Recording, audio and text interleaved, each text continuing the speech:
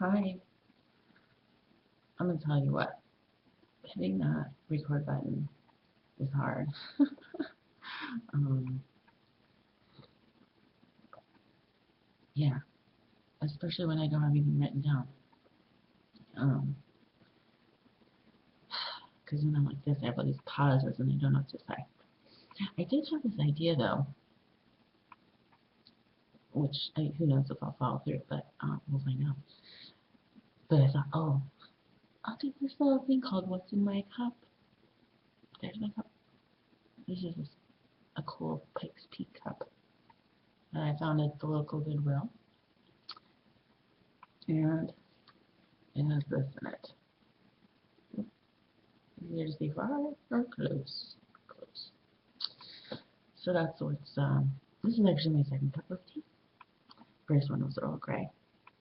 I also have made use of one of these this morning. They're very good first thing in the morning, but not very healthy. Not healthy. I'm not condoning anyone else eating a chocolate first thing in the morning. Anyway, so this morning, really, the only thing that's on my mind, and I can't get this out of my head, is um, last night at bedtime, I was doing my usual thing, snuggling the kids, and Dags was having a really hard time settling down last night. And she napped for like an hour and a half yesterday, which usually she likes to fight napping, but she fell right asleep, so I figured maybe she needed the rest. And I did wake her up after only an hour and a half, which I've been known to like wait until 2 hours, 2.5 hours, just because I enjoy the quiet. But then I pay for it later at bedtime. And so she was up until almost 11, because that's when I got into bed, and I tucked her right back in before I went straight to my bed and went to sleep. And thank goodness she fell asleep that time. But over the course of like several getting up and going back to bed, and just general resisting going to bed, she said some really interesting things. She said, I thought I could sort of sense she was having some anxiety about going to sleep. And I said, are you nervous? Is something making you nervous? And um, she said, I'm afraid tomorrow is not going to come. Which, like, what do you say to that? I mean, all you can really say is, yes, it is, and I'll be there. And, right. And then earlier, I don't know why it's there. And then earlier before that, she had said she was afraid I wasn't going to come wake her up in the morning. And, yeah. So those two things. There was another third thing I can't remember off the top of my head. That was sort of along the same theme, sort of pointing to um, maybe she's having a little bit of fear of death and mortality, which I don't even know how to address because I suffer from it myself. And I mean, like, pretty intensely. Um, like, if I'm considering my mortality and everyone else's mortality, and even just reading this book, it's not sitting here, but I'm reading this book, Mindsight, right now, which sort of defines the concept of the mind.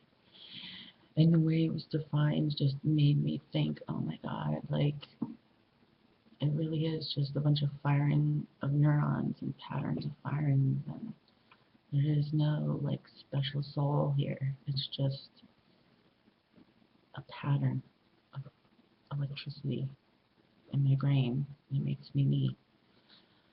So I had like a moment of despair, basically. I mean, this happens. It like comes and it goes. And if I let myself like really ruminate on it, it just gets really worse until I start to feel like you know, like all my molecules are floating apart and everything's out of control.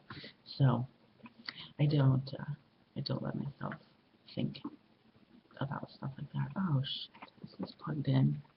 It is. Okay. My screen went dim. And last time that happened, my video, the sound kept going in and out. So, oh my gosh, I hope that didn't just happen and ruin my, oh, okay, well, we'll find out when I upload it. Okay, we're going to do this now for the rest of this video. Right, so, I mean, I have my own huge issues with just fear of mortality and stuff like that. So I don't even know how to address, how to even comfort her, because I don't even know how to comfort myself when I get into this kind of stuff. So anyway, yeah, I think she might have been having an intense day with regard to that. And we went to get eggs today, and went to the place we get eggs. We drive right by the mausoleum where we just laid James's dad to rest. And I was thinking about it while I was driving, about just pointing it to her and telling her that's where he was. And so I did, which now I wonder if maybe I should have thought this through a little bit longer. I feel like a theme in my life, like I should think things through and just pause and like, well, that's what I'm doing this is hopefully to create that. But anyway, yeah, it would be nice if I could sort of cultivate that ability. But yeah, so I told her, of course, I told her that's where he was, and then of course there was a bunch of other questions about,